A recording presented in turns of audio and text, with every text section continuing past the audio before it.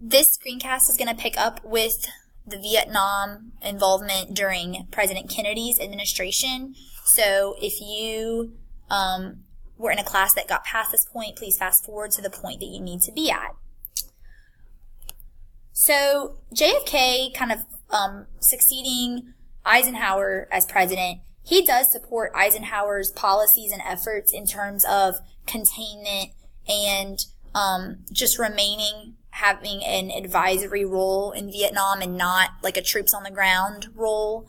So he does support and want to continue that process. But things in South Vietnam are starting to deteriorate when Kennedy's president, which are going to kind of call him to action. So just to give some examples of what's going on, the Viet Cong begin their attacks in South Vietnam when Kennedy is president.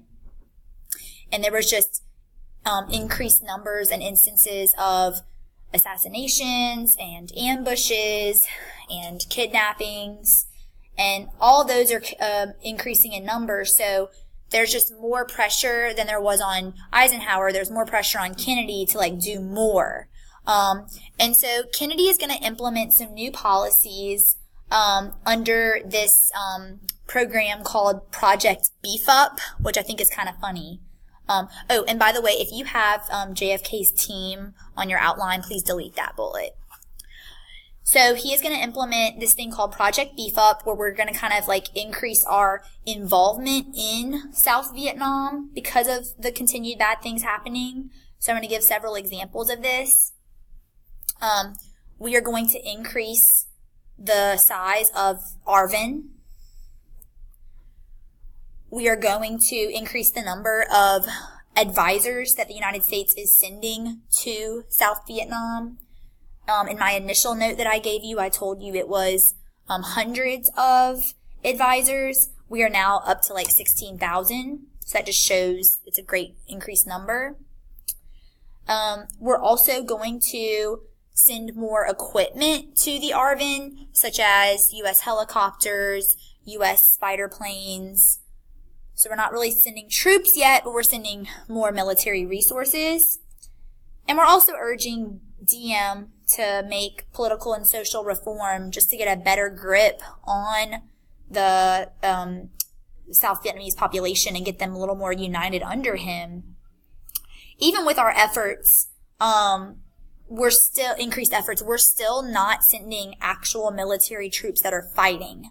I do want to point out there were some cases where fighting did break out, but not on an official military level, more of a defensive level against the Viet Cong, but not an official U.S. mission to fight and send troops to South Vietnam. That has not happened yet. But Kennedy has increased our role in this way. Now, even with Kennedy's efforts, there are still several constraints holding Kennedy's policies back. Part of this is just the fact that Diem is just an ineffective leader, and he's still increasingly difficult to work with. In terms of global interests, Vietnam is not the primary concern of the United States right now. We have just kind of been wrapping things up in Korea. We're in the middle of the Cold War, so we're dealing with Eastern Germany and the Soviet Union.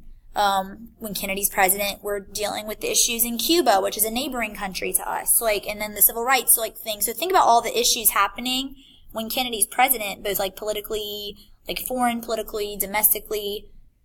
Vietnam is just not being made the top priority at this point. In other cases, there is some political opposition with the liberals and the Democratic Party, because quite honestly, Americans are not all in terms of our involvement in Vietnam. In the beginning, it's very split, with liberal politicians really doubting that our role in Vietnam is necessary. And we're going to talk about this a little bit more, but later, but there's going to be a large anti-war movement at home. It's kind of beginning to start underneath Kennedy. It's really not that big yet, but by the end of the 60s, the Vietnam anti-war movement amongst mainly the youth is the largest anti-war movement in U.S. history. There's huge opposition to our involvement in Vietnam by the end of the war. And when you have like a divided country like that, you're not having that full support of your population. And then the last constraint is just the ineffectiveness of Arvin, because Arvin is just not getting the job done effectively. No matter what we do, no matter how many resources we're sending, they're just not able to do an effective job as the South Vietnamese army. They're not very committed. They're not making much progress. This screencast will end with the fall of Diem. So, towards the end of Kennedy's presidency, the Arvin is going to lose a huge battle against the Viet Cong. And Diem is going to claim this battle as actually a victory for the Arvin, which is a lie and a mistake. Arvin did not win, and they did not take that many prisoners or have that many casualties of the Viet Cong. So there's just like really poor leadership at this point, where Diem is going as far as to try to cover up major losses. And at this time, Kennedy's like, okay, Diem's got to go. He's not an effective leader. Even though we initially were trying to support him, the French were really who chose him, but he's just not effective at all. So Kennedy is actually going to give permission to organize like a coup to overthrow Diem. And it's the CIA that actually work with the South Vietnamese people and support them in their overthrow of Diem. Now, so this is going to be the people of South Vietnam, because again, they don't like this leader actually overthrowing this president or this prime minister. Kennedy makes it clear he doesn't want Diem assassinated. He just wants him overthrown. Unfortunately, Diem will be assassinated by the people of South Vietnam involved in this coup. Side note, Kennedy himself was assassinated within 2 weeks of this happening. So he doesn't have much time to respond to this politically. But the death of Diem doesn't really make things better, because now there's this game of musical chairs for who's in power and who's in control, and there's even more political mess than there was to begin with. Kennedy had kind of wanted to pull out of Vietnam and say forget about it, but he's not the president anymore because he's been killed.